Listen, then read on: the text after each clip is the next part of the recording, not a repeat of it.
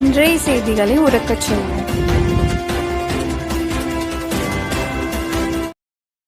வணக்கம். செய்திகளை உறக்கச் சொல்வோம். படுகொலைகள் 8008 கற்பழிப்பு வழக்குகள் 2009 குழந்தைகளுக்கான பாலியல் வழக்குகள் 39,900 திமுக ஆட்சியில் இவ்வளவு குற்ற செயல்கள் நடைபெற்றுள்ளது என அண்ணாமலை குற்றச்சாட்டு. ராமநாதபுரம் சட்டமன்ற தொகுதியில் பாரதிய ஜனதா கட்சியின் வேட்பாளர் ஜி.பி.எஸ். நாகேந்திரனுக்கு வாக்கு சேகரிக்க அண்ணாமலை ராமநாதபுரம் வருகை தந்ததார். ராமநாதபுரம் வழிவிடு முருகன் கோவிலில் இருந்து அவரை தேசிய ஜனநாயக கூட்டணி கட்சியினர் ஊர்வலமாக மேளதாளத்துடன் வண்டிக்காரன் தெரு சாலை தெரு வழியாக அரண்மனைக்கு அழைத்து வந்தனர். அங்கு கூடியிருந்த கூட்டணி கட்சிகளின் தொண்டர்கள் மற்றும் பொருள் ஏராளமான பொதுமக்கள் முன்னிலையில் பரப்புரை மேற்கொண்டார். 1982 இல் மத்தியில் இந்திய தேசிய காங்கிரஸ் ஆட்சியில் மாநிலத்தில் திமுக ஆட்சியில் இருந்தபோது கச்சத்தீவை தாரை பார்த்து கொடுத்தனர். அதன் பின் எப்போதெல்லாம் தேர்தல் வருகிறது அப்போது மட்டும் திமுக அரசு கச்சத்தீவை மீட்போம் என்று குரல் கொடுக்கின்றனர். அதைத் தவிர ஒரு துரும்பை கூட கிள்ளி போட்டதில்லை. கடந்த 5 ஆண்டு கால திமுக ஆட்சியில் பெண்களுக்கான படுகொலை 8008 கற்பழிப்பு வழக்குகள் மட்டும் 2009 குழந்தைகள் பாலியல் குற்றங்கள் 39,900 நடைபெற்றுள்ளது. அதற்கு காரணமான போதைப் பொருட்கள் தமிழகத்தில் மிகுந்துள்ளது. அதிலும் ராமநாதபுரத்தில் திமுக தலைமையே இக்குற்றங்களை முன்னின்று நடத்தி வருகிறது. அதற்கு சான்றாக ஒவ்வொரு முறையும் போதைப் பொருள் கடத்தலில் சிக்குபவர்கள் அனைவரும் திமுக உறுப்பினர்கள் மற்றும் ராமநாதபுரம் மாவட்டத்தை சேர்ந்தவர்கள். அப்துல் கலாம் ஐயா வாழ்க இந்த புண்ணிய பூமியில் திமுகவினாராலா அவமானம் பட்டது மட்டுமே ராமநாதபுரத்திற்கு பெருமை என்று கூறிவிட்டு ஜி.பி.எஸ். நாகேந்திரனுக்கு தாமரை சின்னத்தில் வாக்குப்பதிவு செய்து வெற்றி பெறச் செய்யுங்கள் என பொதுமக்களிலேயே வேண்டுகோள் விடுத்தார்.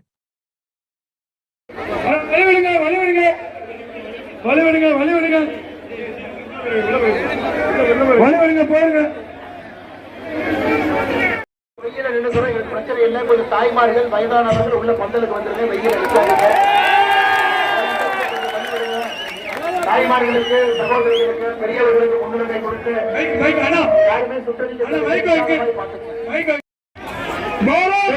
கொடியெல்லாம் கீழே இருங்க. எல்லா கொடியும் கீழே இருக்குங்க. இந்த கொஞ்சம் கொடியெல்லாம் கீழே வெற்றி வேட்பாளர் வரவேற்பு சொல்லுவாங்க. சிறப்பு வாய்ந்த ராமநாதபுரம் சட்டமன்ற தொகுதியில நம்முடைய அனைத்து இந்திய அண்ணா திராவிட முன்னேற்ற கழகம் தலைமையிலான தேசிய ஜனநாயக கூட்டணியுடைய வெற்றி வேட்பாளர் அருமை சகோதரர் ஜி.பி.எஸ். நாகேந்திரன் அவர்களை ஆதரித்து இங்கே வென்று கொண்டிருக்கின்றோம். இந்த தொகுதியில நம்முடைய வெற்றி சின்னமாம் தாமரை சின்னத்திற்கு ஆதரவு கொடுத்து அந்த கொடியை மட்டும் கீழே இறக்கிட்டீங்கன்னா மீடியாக்காரங்க இருக்காங்க, அவங்களுக்கு தெரியும். அந்த கொடியை மட்டும் கீழே இறக்கிங்க. தாய்மார்களுக்கு அன்போடு கேட்டுக்கொள்கின்றேன். அம்மா அங்க தண்ணி இருக்கு, தண்ணி குடிங்க. பந்தல் இருக்கு. தாய்மார்கள் வயதானவர்கள் கொஞ்சம் தயவு செய்து வெயில நிக்காம நல்ல உன்னிப்பா பாப்பாங்க. அடிக்கடி நம்முடைய ராமேஸ்வரத்தில் ராமநாத சுவாமி பெருமாளை தரிசிக்க வருவதற்கு கூட பாரத பிரதமர் அவர்கள் பலமுறை இங்கே வந்திருக்கின்றார்.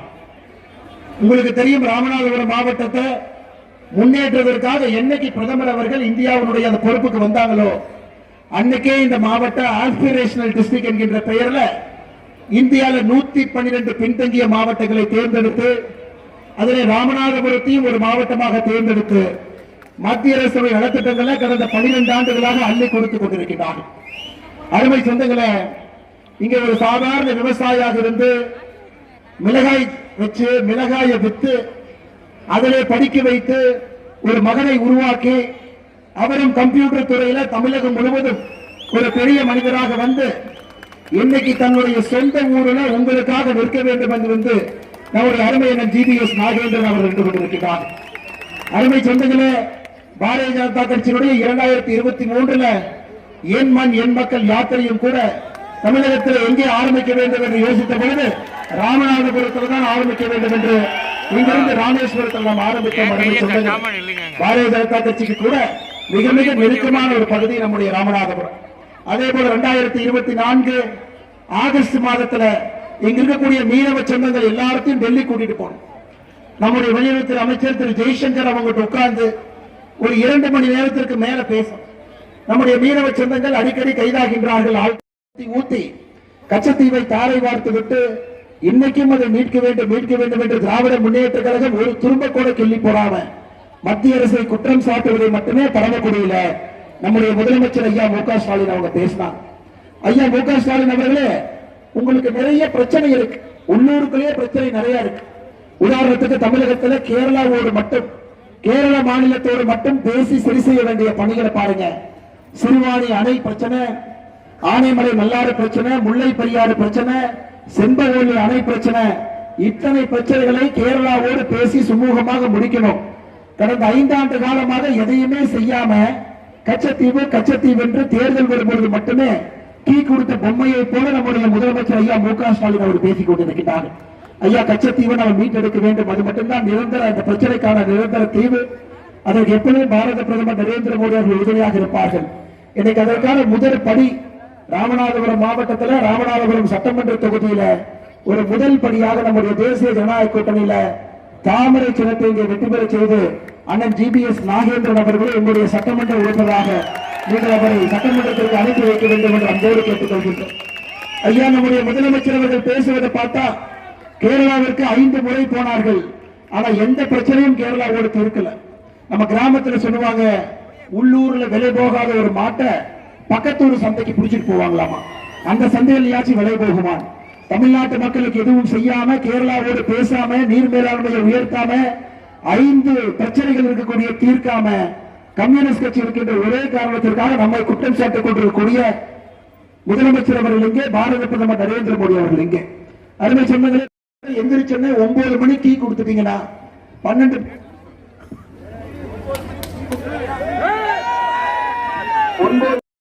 மே 4க்கு பிறகு பொறுப்பேற்க மட்டும்தான் முடியும். அருமை சொன்னங்களே, ராமநாதபுரத்தில் ராம்நாட்டில் அரசு பெண்கள் மேல்நிலை பள்ளி இருக்கு, ஆனா ஆண்கள் மேல்நிலை பள்ளி இல்ல. 8ஆம் வகுப்பு வரைக்கும் தான் இங்கே ஆண்கள் படிக்க முடியும், குழந்தைகள் படிக்க முடியும். அதன் பிறகு 20 கிலோமீட்டர் தூரமா போகணும் ஆண்கள் மேல்நிலை பள்ளி. ஏங்கய்யா, ராமநாதபுரத்திற்கு ஒரு மருத்துவக் கல்லூரி மோடி கொடுத்தார், ஒரு ஆண்கள் மேல்நிலை பள்ளி உங்களால் கொடுக்க முடியாத திராவிட முன்னேற்ற கழகத்தினுடைய முதலமைச்சர் 5 ஆண்டு காலமாக ஆட்சியில் இருக்கிறீங்க. அது குழந்தைகள் 20 கிலோமீட்டர் தூரம் தாண்டி போய் படிக்கணுமா? ஐயா, மருத்துவக் கல்லூரி நாம கொடுக்கிறோம், உள்ளூர்ல இருக்கக்கூடிய பிரச்சனையை கூட தீர்க்க முடியாம இவங்க பேசுறதெல்லாம் இன்டர்நேஷனல் அரசியல். ஈரானை பத்தி, அமெரிக்காவை பத்தி, ஆப்பிரிக்காவை பத்தி பேசுவாரு, ஆனா ராமநாதபுரத்தினுடைய சாக்கடை பத்தி பேச மாட்டாரு, ராமநாதபுரத்தினுடைய ஆண்கள் மேல்நிலை பள்ளியை பத்தி பேச மாட்டாரு. அருமை சொல்லுங்களேன், இது மட்டும் இல்ல, இன்னைக்கு ரொம்ப தூரவசமாக தமிழ்நாட்டை பொறுத்தவரை இன்னைக்கு கஞ்சா தலைநகரமாக திராவிட முன்னேற்ற கழகம் மாற்றி வச்சிருக்கிறார். எங்கே பார்த்தாலும் கூட கஞ்சா புழக்க வழக்கம், பள்ளிக்கூடத்தினுடைய தெருமுனையில எங்க போனாலும் கூட பார்க்கலாம். ஆனா இங்கிருந்தே கடத்துறான், மாற்றமெல்லாம் இங்கிருந்தே மாற்றான், இன்டர்நேஷனல் லெவல்ல கடத்தி மாற்றவனே ராமநாதபுரத்தில் இருந்தா மாற்றான். எல்லாம் திராவிட முன்னேற்ற கழகத்தினுடைய தலைவர். ராமநாதபுரம் மக்களுக்கு, அன்பு சொந்தங்களுக்கு, கடினமாக உழைக்கிற விவசாயிகளுக்கு, தாய்மார்களுக்கு தலைகுறிவை மட்டும்தான் திராவிட முன்னேற்ற கழகம் ஏற்படுத்தியிருக்கின்றார்களோ தவிர இந்த மண்ணில் ஏபிஜே அப்துல் கலாம் ஐயா வாழ்ந்த மண். யோசிச்சு பாருங்க, இந்தியா முழுவதும் ஏபிஜே அப்துல் கலாம் என்று சொன்னால் ராமேஸ்வரம், ராமநாதபுரம், நம்ம எல்லாம் கர்வமா நெஞ்சு நிமித்திக்கிட்டு போய் டெல்லியில் நிற்போம். ஆனா இன்னைக்கு திராவிட முன்னேற்ற கழகம் ஆட்சிக்கு வந்த பிறகு கஞ்சா விற்கிறவனை மட்டுமே உருவாக்கி ஒருவராக மாட்டிக் கொண்டிருக்கின்றார். அருமை சொந்தங்களே, இன்னைக்கு தமிழ்நாட்டில் தாய்மார்கள் பெருமளவில் நம்முடைய ரோட் ஷோல பங்கேற்று கூட வெயில்ல வந்தாங்க. தமிழ்நாட்டில் இன்னைக்கு பெண்களுக்கு எதிரான குற்றங்களை பாருங்க, படுகொலைகள் மட்டுமே 8008 படுகொலைகள், கற்பழிப்பு வழக்குகள் 2080, குழந்தைகளுக்கு எதிரான வன்கொடுமை வழக்குகள் போக்சோ சட்டம் என்று சொல்லுவோம் 18 வயசு கீழே 39,900. இதை நான் சொல்றதுனால திமுக காரன் தினமனை திட்டுறான், அண்ணாமலை ஊரெல்லாம் மைக் எடுத்து திராவிட முன்னேற்ற கழகத்தை பத்தி தவறா பேசுறாங்க. ஐயா, நான் பேசுறதை விடுங்க. நேற்று சேலம் மீட்டிங், மேரின் மீது முதலமைச்சர் ஐயா ஸ்டாலின் இருக்கிறாங்க, பக்கத்துல பிரேமலதா அக்கா, தேமுதிக கட்சியினுடைய தலைவி பிரேமலதா அக்கா பக்கத்தில் உட்கார்ந்து இருக்கிறாங்க. அவங்க மைக் எடுத்து என்ன பேசினாங்க சொந்தங்களே நீங்கள் தெரிந்து கொள்ள வேண்டும். பிரேமலதா அக்கா சேலத்துல மைக் எடுத்து பேசினாங்க, கடந்த 5 ஆண்டு காலத்துல எங்கே பார்த்தாலும் கூட தமிழகத்துல பாலியல் வன்கொடுமையும் போதை கலாச்சாரமும் அதிகரிச்சு போச்சு. எனக்கே புரியல, என்னடா பிஜேபி மேடமா இருக்குது, ஏடிஎம்கே மேடமா இருக்குது, பிரேமலதா அக்கா அந்த மேடையில் ஏறி அவங்க சொல்லிட்டாங்களே. எடப்பாடி அண்ணன் தான் வழக்கமா சொல்லுவாரு, நான் தான் வழக்கமா சொல்லுவேன். பிரேமலதா அக்கா முதலமைச்சரை வைத்துக் கொண்டு தமிழகத்துல போதை கலாச்சாரமும் பாலியல் வன்கொடுமையும் அதிகமா இருக்கு. ஆனா முதலமைச்சருக்கு பதில் சொல்ல தெரியல. ஏன்னா அந்த கீ கொடுத்த பொம்மையினுடைய கீ அப்ப நின்று போச்சு. என்ன ஒன்று தெரியும், இப்படி பார்த்தாரு இப்படி பார்த்தாரு. ஏன்னா இதே முதலமைச்சர் அவர்கள் தான் ஒரு காலத்துல சொன்னாங்க, சட்டம் ஒழுங்க இரும்பு கையை வைத்து, இரும்பு கை ஐயா, அந்த இரும்பு துருப்பிடிச்சு 5 வருஷம் ஆச்சு. அதனால யாருக்கும் எந்த பார்த்துட்டு முதல் மாடியில் இருக்கிறத பார்த்துட்டு கீழிருந்து தாவி முதல் மாடிக்கு போய் அந்த சகோதரிட்ட அத்துமீற முயற்சிக்கிறான். அந்த சகோதரி அங்கிருந்து தப்பிச்சு போக முயற்சி பண்ணும் பொழுது பட்டா கட்டியால் சரமாரியாக வெட்டி மருத்துவமனையில் இருக்கிறாங்க. எதுக்கு இதை சொல்றாங்க? சொல்லாதீங்க, கிட்னி முறைகேடுன்னு சொல்லுங்கிறார். என்னங்க அநியாயமா இருக்கு? கிட்னியை திருடி விட்டு விட்டு மக்கள் கிட்னி திருட்டு ஆட்சி என்று சொன்னால் முறைகேடு என்று சொல்ல வேண்டுமா? அங்க ஒரு சகோதரி சிந்துஜா, இங்க இருக்கிற சகோதரி மாதிரி போறாங்க. திமுக காரன் ஒரு 8000 ரூபாய் நோட்டீஸ் தூக்கிட்டு இங்கே சுத்திட்டு இருக்கிறான். சகோதரி கேட்கிறாங்க, வாக்குவாதம் ஆகிறது, முடிய பிடிச்சி அடிக்கிறாங்க. நேரா வீட்டுக்கு வந்து தற்கொலை பண்ணி இறந்து போய் விடுகின்றான். நேற்று நம்ம பிரச்சனை பண்ணது ஒரு பேச்சுவார்த்தை, மிகப்பெரிய பேச்சுவார்த்தை நடத்துவதற்கும் கூட இங்க இருக்கக்கூடிய மீனவ சொந்தங்கள் இங்கே வந்தார். அருமை சொந்தங்களே, சமீபத்தில் பரமக்குடியில நம்முடைய முதலமைச்சர் ஐயா ஸ்டாலின் அவர்கள் பேசும் பொழுது கச்சத்தீவை பத்தி பேசினார். ஐயா உங்களுக்கு தெரியும், 1972 காங்கிரஸ் ஆட்சி திமுக ஆட்சி இருவரும் சேர்ந்து நம்முடைய மகாராஜா கூட இங்க வந்திருக்கிறார். ராமநாதபுரத்துடைய சமாஸ்தான மகாராஜா வந்திருக்கிறார். அவருடைய குடும்பம் காலகாலமாக கச்சத்தீவு அந்த சமஸ்தானத்துக்குள்ள வந்த பொழுது கூட குத்தகைக்காகத்தான் கொடுத்துக்கிட்டு இருந்தாங்க. ஒரே நாள்ல யாரையும் கேட்காம 1972 அதை தானமாக கொடுத்து விட்டு இவ்வளவு பிரச்சனைகளை உருவாக்கி ஆயிரக்கணக்கான மீனவ சொந்தங்கள் கைது செய்யப்பட்டு 10 ஆண்டு காலம் காங்கிரஸ் ஆட்சியில் 82 மீனவ சொந்தங்கள் சுட்டுக் கொல்லப்பட்டு கடந்த 12 ஆண்டுகளாக அருமை சொந்தங்களே பாரத பிரதமர் அவர்கள் உங்களோடு நிற்கின்றார். ஆழ்கடல்ல எந்த ஒரு துப்பாக்கி சூடும் இல்லை என்கின்ற அளவுக்கு நம்முடைய ஆட்சி நடத்தி கொண்டிருக்கின்றோம். ஆனால் எந்திரிச்சோன்னே 9 மணி கீ கொடுத்துட்டீங்கன்னா 12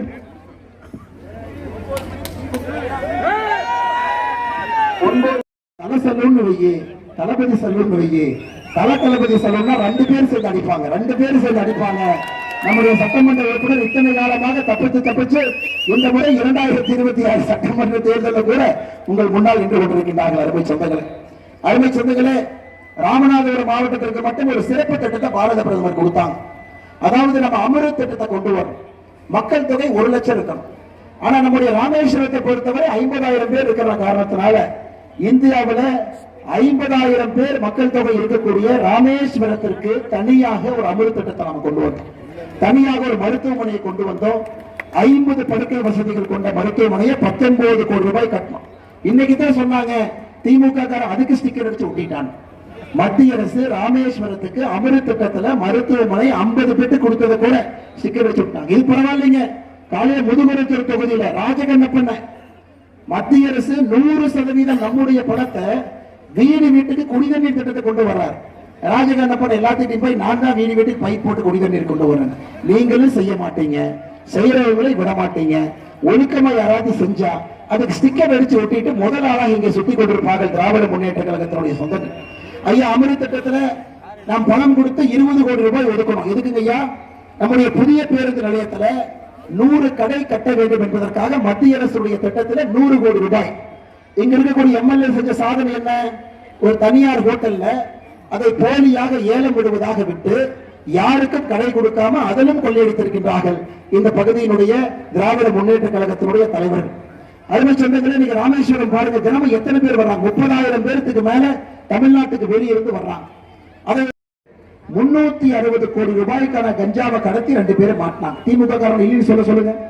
2024 சென்னையில் 70 கோடி ரூபாய் மதிப்புள்ள போதைப் பொருளோடு ராமநாதபுரத்தினுடைய மாவட்ட திமுக சிறுபான்மை பிரிவு நிர்வாகி இப்ராஹிம் மாட்டினார்.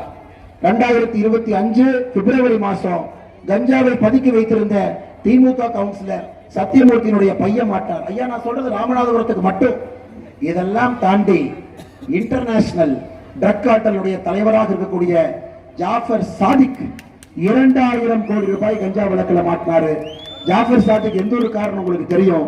இந்த சட்டமன்ற தொகுதியை சார்ந்தவர் தான் திராவிட முன்னேற்ற கழகத்துடைய பொறுப்பில் இருந்து இன்டர்நேஷனல் ட்ரக் மாஃபியாவுடைய தலைவராக இருக்கக்கூடிய ஜாஃபர் சாதிக். இன்னைக்கு அன்னைக்கு ஆதர் பாஷா முத்துராமலிங்கன் கேட்கிறேன், சிறு சிறு வழக்கில் ஜாஃபர் சாதிக் இங்கே காவல்துறையில மாட்டிய பொழுது அவரை விடுவித்தது யார்? தேர்தல் பிரச்சாரத்தில் சொல்லுங்க. நான் பேரை நான் சொல்ல வேண்டி வரும். ஜாஃபர் சாதிக்கு சிறு சிறு குற்றங்கள்ல ராமநாதபுரத்துல காவல்துறையிடம் மாட்டிய பொழுது அவரை விடுவித்தது யார்? எந்த திமுக பிள்ளை காவல்துறைக்கு போன் பண்ணி விடுவித்து இது இவ்வளவு பெரிய இன்டர்நேஷனல் லெவல்ல 2000 கோடி ரூபாய்க்கு போதைப் பொருள் விற்கும் அளவுக்கு இதை உயர்த்திருக்கக்கூடிய பெருமை ராமநாதபுரத்தினுடைய திராவிட முன்னேற்ற கழகத்தை மட்டும்தான் சாருங்க. அருமை சொந்தங்களில் பெரியவர்கள், எடப்பாடி பழனிசாமி அவர்கள் உள்ளே வர வேண்டும். தமிழகத்தினுடைய முதலமைச்சராக பொறுப்பில் அமர். அதற்கு இங்கே ரெட்டலைக்கு பதிலாக தாமரை இங்கே நின்று கொண்டிருக்கிறது. ரெட்டலையோடு ஆதரவோடு, நம்முடைய மாங்காய் சின்னம் ஆதரவோடு, சைக்கிள் சின்னம் ஆதரவோடு, குக்கர் சின்னம் ஆதரவோடு, எல்லா கூட்டணி கட்சிகளுடைய ஆதரவோடு தாமரை ராமநாதபுரத்திலே நீங்கள் பூக்க வைத்து தாமரையினுடைய குரலாக, உங்களுடைய குரலாக சட்டமன்றத்திற்கு அண்ணன் ஜிபிஎஸ் நாகேந்திரன் அவர்களை நம்முடைய வாக்கு பதிவு செய்யக்கூடிய இவிஎம் மிஷன்ல 2வது பட்டத்தில் இருக்கக்கூடிய தாமரை சின்னத்திற்கு நீங்கள் வாய்ப்பளிக்க வேண்டும் என்று அன்போடு கேட்டுக்கொள்கின்றேன்.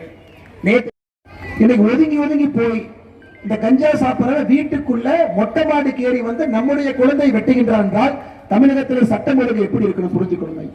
நேற்று சாயந்தரம் மணச்சநல்லூர் உங்களுக்கு தெரியும், திராவிட முன்னேற்ற கழகத்தினுடைய எம்எல்ஏ உங்களுக்கு தெரியும், அடிக்கடி இப்ப நியூஸ்ல இருக்கார். நோட்டீஸ் எடுத்துட்டு ஒரு தாய்மார் ஒரு கடைக்கு போயிட்டாங்க. அண்ணன் திமுக காரன் நோட்டீஸ் கொடுத்தா, ஏதோ ஃப்ரிட்ஜ் கொடுக்குறீங்களாமா, மிக்சி கொடுக்குறீங்களாமா, கொடுங்க ஐயான்.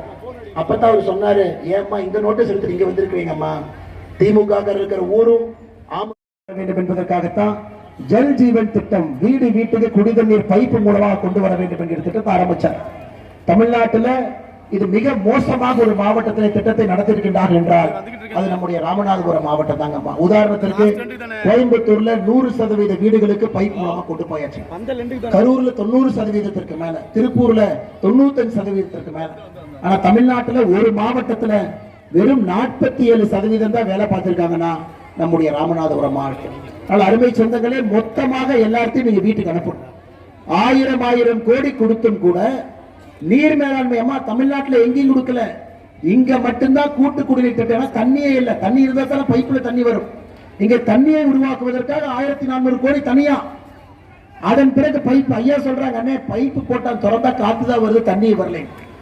ஜல் ஜீவன் திட்டத்தை பொறுத்தவரை நம்முடைய சட்டமன்ற உறுப்பினரை, வருங்கால சட்டமன்ற உறுப்பினரை நீங்கள் இவரை தேர்வு செய்த பிறகு, அம்மா நான் உங்களுக்கு பிராமிஸ் பண்ணிட்டு போறேன், உறுதி கொடுத்துட்டு போறேன், மத்திய அரசுடைய அதிகாரிகளை கொண்டு வந்து ஜல் ஜீவன் திட்டத்தை ஆடிட் பண்ணி கொள்ளடிச்சவங்க எல்லாத்தையும் உள்ள அனுப்புறது ஒரு வேலை. இதை விரைவுபடுத்தி தண்ணீரை ஆரம்பித்து பைப்பு மூலமாக குடிநீர் எடுத்துட்டு வீட்டுக்கு போறது 2வது வேலை. இரண்டையும் செய்வதற்கு இங்கே தாமரை பூக்க வேண்டும் என்கின்ற அன்பான வேண்டுகோளை உங்களுக்கு வைக்கிறேன். அமிர்த் பாரத் கூட பாத்தீங்கன்னா வரக்கூடிய வாடை ஏதோ ஒரு பொது கழிப்பிடத்தை சரியா அவங்க மெயின்டைன் பண்ணாதனால வரக்கூடிய வாடையில நாம் நின்று கொண்டிருக்கின்றோம். கஷ்டப்பட்டு வெயில் அதாங்க கஷ்டப்பட்டு வெயில நீங்களா நின்று கஷ்டப்பட்டு உழைச்சு 1 ரூபா 2 ரூபாய் அரசு கொடுத்து இவங்களை கொள்ளையடிச்சு ஊர்ல எதுவுமே மெயின்டைன் பண்ண மாட்டாங்க. ஆனா தேர்தல் வந்தா காதர் பாஷா என்கின்ற முத்துராமலிங்கம் நெஞ்சு தூக்கிட்டு வருவாங்க. அருமை சொந்தங்களே, யாருக்கு பாருங்க நிக்கவே முடியல. கடந்த 30 நிமிஷமாக எப்படி தாய்மார்கள் நிக்கிறீங்க, இந்த ஊர்ல எப்படி குழந்தைகள் நடந்து போவாங்க, ஒரு அடிப்படை கட்டமைப்பு செய்ய முடியல. எதுக்கு நீங்களே எம்எல்ஏவா இருக்கணும், எதுக்கு நீங்களே எம்எல்ஏவா இருக்கணும், ஒரு அடிப்படை வசதியை செய்ய முடியல. இது போல அது எலெக்ஷன் சில நேரத்தில் எலெக்ஷன் வருதுனால் சில வேலைகள் செய்வாங்க, அதையும் செய்யணும். அருமை சொந்தங்களே, அன்போடு பாசத்தோடு பரிவோடு கேட்டுக்கொள்கின்றேன். அவங்களுடைய அடுத்த தலைமுறை குழந்தைகள் நல்ல ஊர்ல அடுத்த கட்டமைப்புல நன்றாக வாழ வேண்டும். யாராருக்கோ ஓட்டு பார்த்து போட்டுட்டீங்க. இந்த முறை 2வது பட்டன்ல தாமரை பட்டன் உடையும் அளவுக்கு. இந்த சேனல் உங்களுக்கு பிடிச்சிருந்தா மறக்காமல் சப்ஸ்கிரைப் பண்ணுங்கள், லைக் பண்ணுங்கள், ஷேர் பண்ணுங்கள் அண்ட் கமெண்ட் பண்ணுங்கள்.